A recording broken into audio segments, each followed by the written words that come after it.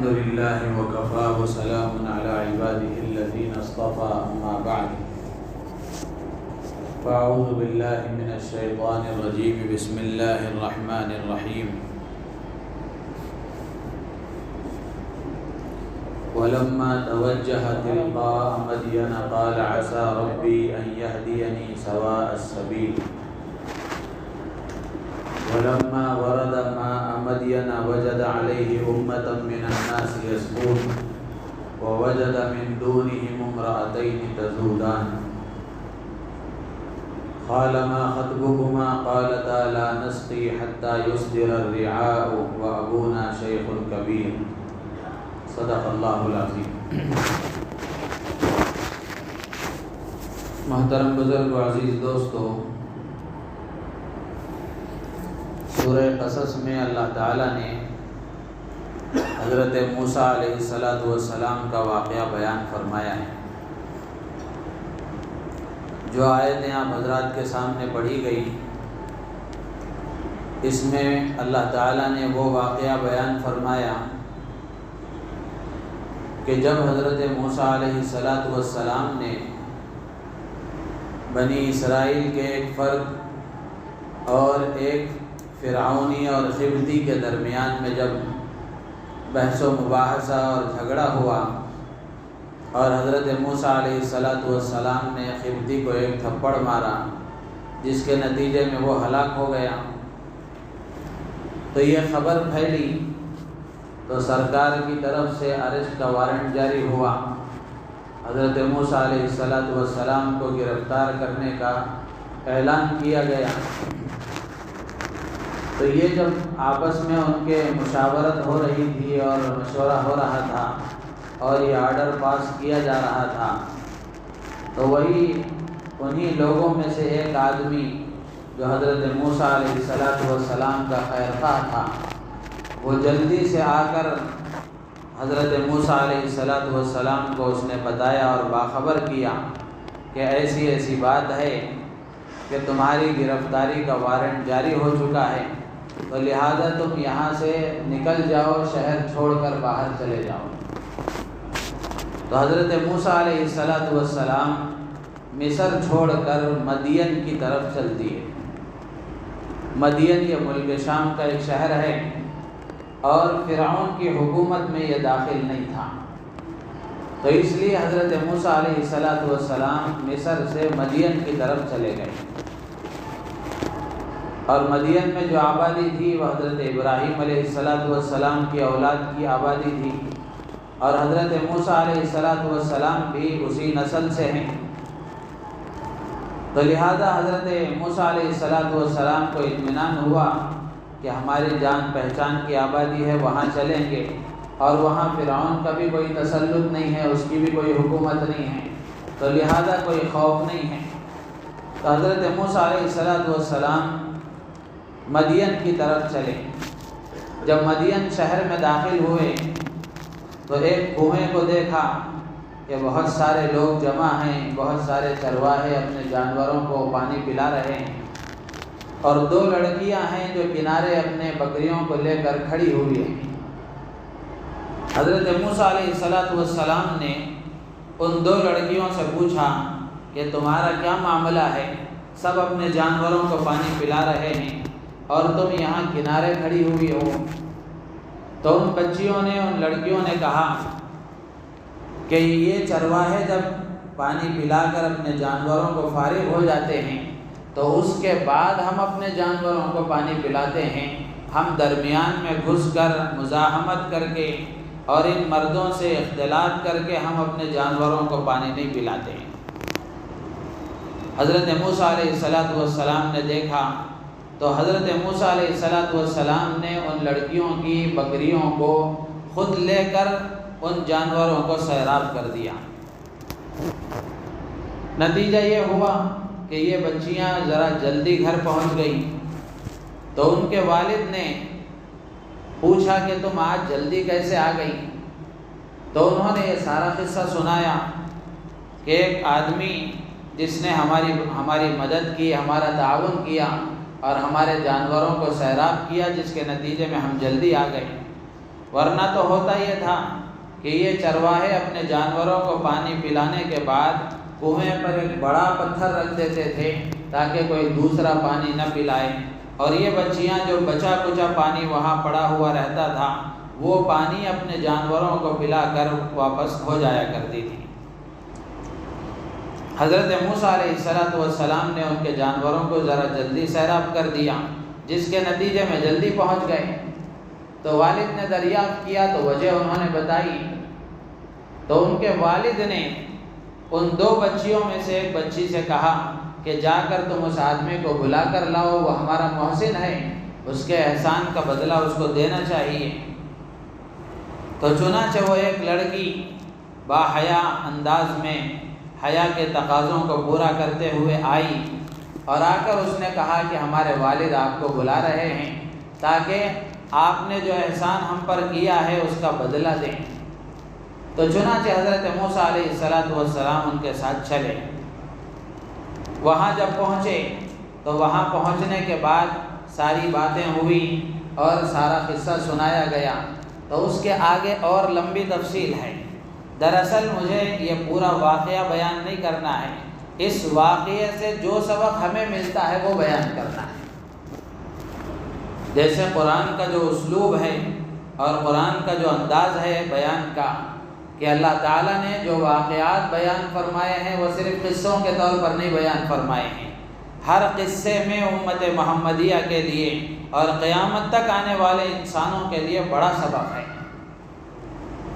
تو اس میں اس واقعے سے جہاں تک میں نے واقعہ بیان کیا ہے، اس واقعے میں سب سے پہلا سبق ہمیں یہ ملتا ہے کہ کمزوروں کی مدد کرنا، ضعیفوں کی اعانت اور ان کی مدد کرنا، یہ انبیاء کرام علیہ السلام کا شیوا رہا ہے، اور کمزوروں کی مدد کرنا یہ انسانیت کا بھی تقاضا ہے، انسانیت کا بھی تقاضا ہے، اور یہی وہ چیز ہے جو انسانیت کو آپس میں جوڑتی ہے اور انسانوں کے درمیان میں محبت پیدا کرتی ہے۔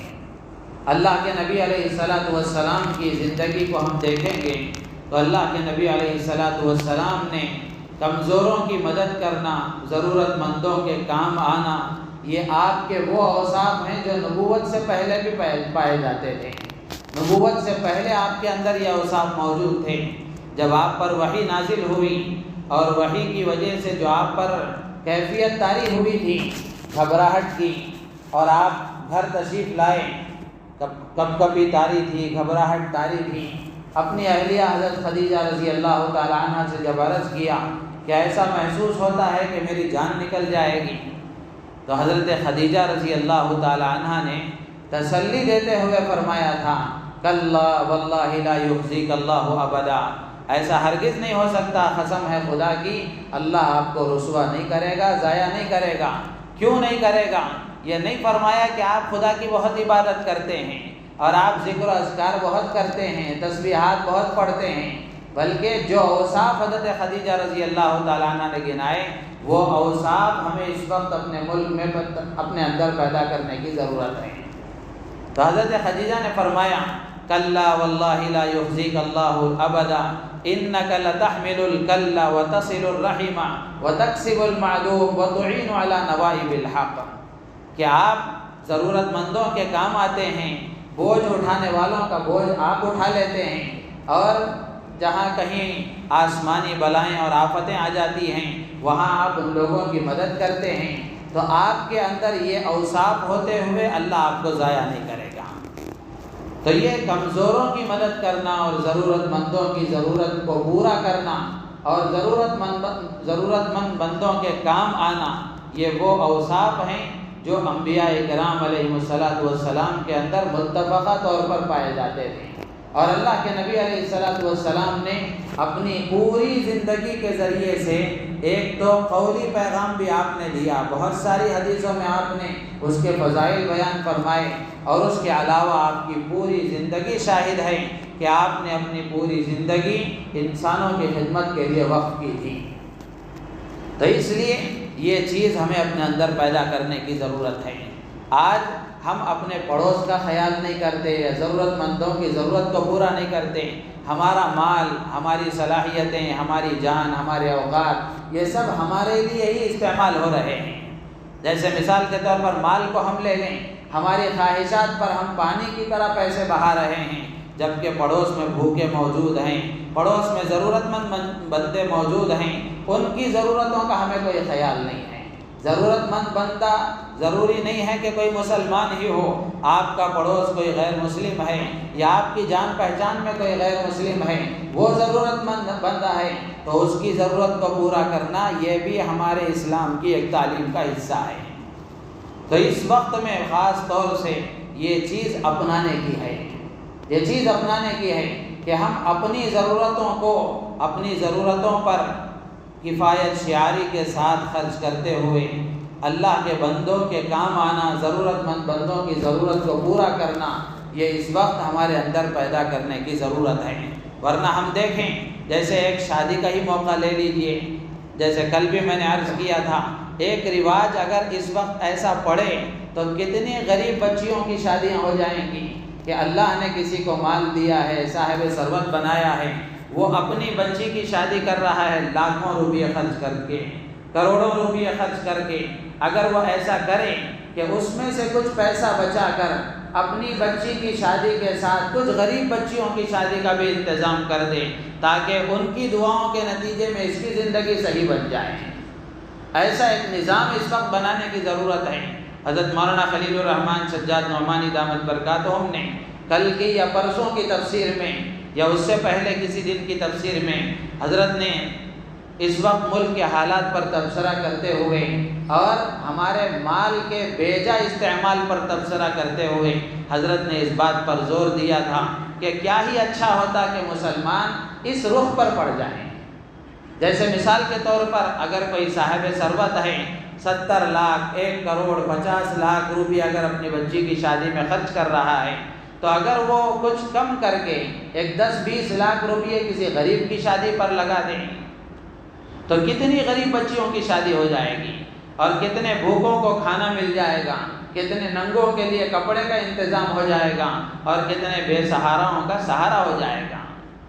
تو ہماری زندگی میں اپنی زندگی کی ترجیحات کو بدلنے کی ضرورت ہے. تو ایک سبق تو اس واقعے سے یہ ملتا ہے کہ حضرت موسیٰ علیہ السلام نے ان کمزور اور ضرورت مند بچیوں کی مدد کی تھی. تو اس لیے ہمیں بھی یہ چیز اپنے اندر پیدا کرنے کی ضرورت ہے. ضروری نہیں ہے کہ بہت بڑا مالدار ہو تو ہی یہ کام کر سکتا ہے. جس کو اللہ نے جو صلاحیت دی ہے، جس کو اللہ نے جتنا مال دیا ہے، وہ اسی میں اگر کرنا چاہے تو کر سکتا ہے، وہ اسی میں اگر کرنا چاہے تو کر سکتا ہے.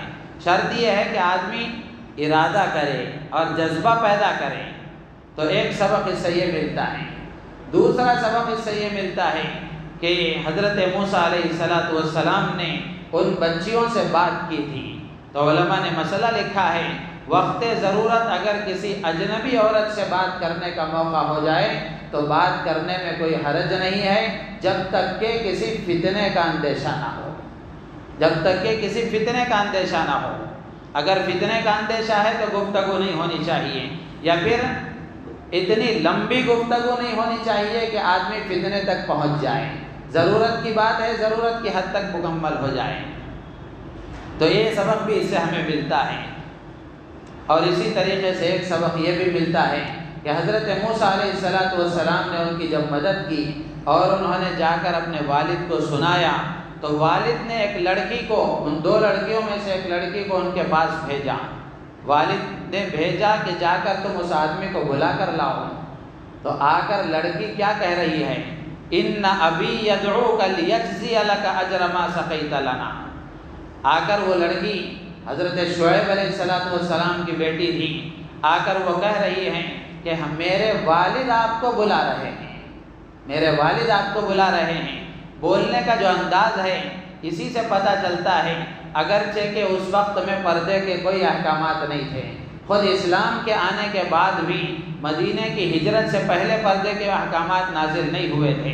ہجرت کے بعد پردے کے احکامات نازل ہوئے ہیں، لیکن پردے کے احکامات مستقل طور پر نازل نہ ہونے کے باوجود بھی طبعی شرافت عورتوں کے اندر، حیا فطرت ہے عورت کی، جس کی وجہ سے عورت ایسا کوئی جملہ اپنی زبان سے نہیں کہہ سکتی، ایسا کوئی عمل اپنے اعضاء و جوارح سے نہیں کر سکتی جو اس کی فطرت کے خلاف ہو۔ تو ان بچیوں نے آ کر یہ نہیں کہا کہ آپ چلیے ہمارے والد صاحب کے پاس، یہ نہیں کہا، بلکہ اس نے یہ کہا کہ ہمارے والد آپ کو بلا رہے ہیں۔ تو کسی اجنبی مرد کے ساتھ عورت کا براہ راست اپنی طرف سے دعوت پیش کرنا یہ حیا کے تقاضوں کے خلاف ہے، حیا کے تقاضوں کے خلاف ہے۔ تو حضرت موسیٰ علیہ السلام سے آ کر حضرت شعیب علیہ السلام کی بیٹی نے یہ کہا کہ ہمارے والد آپ کو بلا رہے ہیں۔ تو اس وقت یہ بھی ضرورت ہے کہ ہماری عورتوں کے اندر یہ حیا کے جذبے پیدا ہوں، یہ فطرت کے تقاضے پورا کرنے والی ہماری عورتیں بنیں۔ اور جب حضرت موسیٰ علیہ السلام چلنے لگے، اور اسی طرح یہ بھی لکھا ہے کہ جب وہ لڑکی آئی، آنے کے بعد میں اس نے حضرت موسیٰ علیہ السلام سے یہ جملہ کہا، تو اب آپ تصور کر کے دیکھیں کیسے کہا ہوگا۔ مفسرین نے لکھا ہے چونکہ حیا کے تقاضے پورا کرنے والی تھی اور باحیا لڑکی تھی، تو حضرت موسیٰ علیہ السلام سے آ کر اس نے اپنے والد کی دعوت کو جو پیش کیا تو اپنی آستین کے ذریعے سے اپنے چہرے کو چھپاتے ہوئے اس نے گفتگو کی۔ حالانکہ پردے کے احکامات نازل نہیں ہوئے تھے، پردے کے احکامات نہیں تھے، اس کے باوجود بھی چونکہ فطرت عورت کی حیا ہے اور فطرت میں حجاب داخل ہے اور غیر مردوں سے بے تکلف گفتگو یہ عورت کی فطرت میں نہیں ہے، جس کی وجہ سے اس بچی نے آ کر حضرت موسیٰ علیہ السلام سے اپنے چہرے کو اپنے آستین سے چھپاتے ہوئے یہ بات عرض کی تھی۔ اور اسی طریقے سے جب وہ آپ نے واقعہ سنا کہ حضرت موسیٰ علیہ السلام جب آئے تو کنویں کے پاس میں ان بچیوں کو دیکھا کہ وہ ایک کنارے کھڑی ہوئی ہیں، وہ ایک کنارے کھڑی ہوئی ہیں۔ اگر وہ چاہتی تو ان مردوں کے ساتھ گھس کر اور ان کو مزاحمت کر کے ان کے درمیان میں گھس کر اپنے جانوروں کو پانی پلا سکتی تھی، لیکن ان بچیوں نے یہ کہا کہ ہم یہ نہیں چاہتے کہ مردوں کے ساتھ ہمارا اختلاط ہو، مردوں کے ساتھ ہمارا اختلاط ہو، ہم یہ نہیں چاہتے، جس کی وجہ سے ہم یہاں کھڑی ہوئی ہیں، یہ جب فارغ ہو جائیں گے اس وقت میں پھر ہم اپنا کام کریں گے۔ تو یہ شرم و حیا کے تقاضے تھے کہ کسی اجنبی مرد کے ساتھ اختلاط یہ عورت کی حیا کے خلاف ہے۔ تو یہ اس وقت وہ فطری باتیں تھیں، ورنہ تو شرعی کوئی حکم موجود نہیں تھا۔ فطرت کے تقاضے کی بنیاد پر ان بچیوں نے مردوں کے ساتھ اختلاط کو گوارا نہیں کیا۔ آج ہم دیکھ لیں، باوجود یہ کہ ہم شریعت محمدیہ کے ماننے والے ہیں اور ہماری شریعت میں حجاب کا بھی حکم ہے، پردے کا بھی حکم ہے، لیکن اس کے باوجود ہم دیکھیں ہماری دعوتوں میں، ہماری تقریبات میں اور ہمارے گھریلو زندگی میں کہ مردوں کے ساتھ کس طرح اختلاط ہو جایا کرتا ہے۔ یہ تو دینداروں کی بات ہے جو عرض کی جا رہی ہے کہ جہاں کچھ نہ کچھ دینداری ہے، بے دینوں کا تو کیا کہیں گے۔ جہاں دینداری ہے وہاں بھی تقریبات کے موقع پر پردے کا پورا اہتمام نہیں کیا جاتا، پردے کا پورا اہتمام نہیں کیا جاتا، ورنہ تو عورت کی فطرت یہ ہے کہ عورت کسی غیر مرد سے بے تکلف گفتگو نہیں کرتی، اس کی حیا کے خلاف ہے، اور مرد کے ساتھ اختلاط برداشت نہیں کرتی، اس کے حیا کے خلاف ہے۔ حضرت مولانا پیر ذوالفقار احمد صاحب نقشبندی دامت برکاتہم نے ایک بیان میں سنایا تھا کہ اب اس وقت ہماری عورتوں کا حال یہ ہے کہ اجنبی مرد سے ایسی میٹھی انداز میں گفتگو کرتی ہیں کہ شوہر بھی سوچنے میں پڑ جاتا ہے کہ زندگی میں کبھی اس نے ایک جملہ مجھ سے ایسا نہیں کہا۔ جیسے ہی کسی اجنبی سے بات ہوتی ہے ایسے انداز سے اس سے گفتگو ہوتی ہے کہ سامنے والا گرویدہ ہو جاتا ہے، جبکہ اس سے اس طرح کی گفتگو کی کوئی گنجائش نہیں ہے۔ شوہر ہے، ماں باپ ہیں، بھائی ہیں، بہنیں ہیں، ان کے ساتھ ایسی گفتگو نہیں ہوتی۔ تو اس لیے بے تکلف کسی نامحرم سے، غیر مرد سے گفتگو اسلام میں اس کی گنجائش نہیں ہے۔ آپ سوچ رہے ہوں گے کہ غیر مرد کا مطلب کوئی راستے میں جانے والا ہے، کوئی راستے میں جانے والا ہے یا کہیں باہر والا ہے، چچا زاد بھائی ہے، تایا زاد بھائی ہے، مامو زاد بھائی ہے، خالہ زاد بھائی ہے، کیا یہ عورت ان سے بھی بے تکلف بات کر سکتی ہے؟ اس کی بھی شریعت میں گنجائش نہیں ہے۔ سلام کلام ہو سکتا ہے، ضرورت کی بات ہو سکتی ہے، خیر خیریت ہو سکتی ہے، لیکن بے تکلف اور کھلی گفتگو ان سے بھی نہیں ہو سکتی۔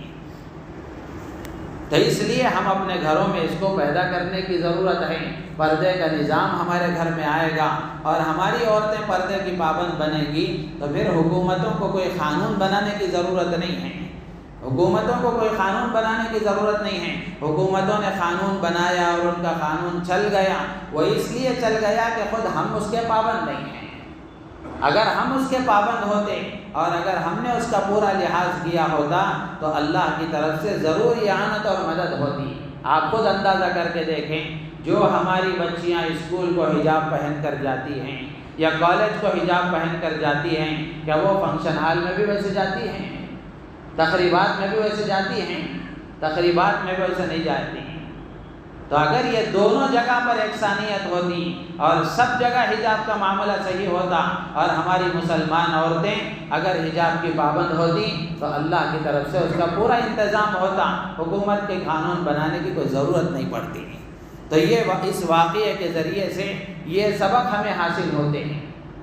پہلی چیز تو یہ ہے کہ غریبوں کی اعانت اور ان کی مدد کرنا، یہ مردوں سے بھی متعلق ہے، عورتوں سے بھی متعلق ہے۔ اور دوسری چیز عورتوں سے متعلق ہے کہ مردوں کے ساتھ کثرت اختلاط اور مردوں کے ساتھ غیر مردوں کے ساتھ نامحرموں کے ساتھ اختلاط، اس سے بالکل پرہیز کرنا چاہیے۔ اور تیسری چیز کہ کسی نامحرم سے یا غیر مرد سے گفتگو ہو تو بے تکلف گفتگو نہیں ہونی چاہیے۔ تو ان اسباب کو اگر ہم یاد رکھ کر اگر ان کو اپنی زندگی میں لانے کی کوشش کریں گے، اللہ کی ذات عالی سے امید ہے کہ ہماری زندگی میں تبدیلی آئے گی اور اللہ کی طرف سے جو فیصلے ہوں گے وہ ہماری موافقت میں ہوں گے۔ اللہ تعالی ہم سب کو عمل کی توفیق عطا فرمائے۔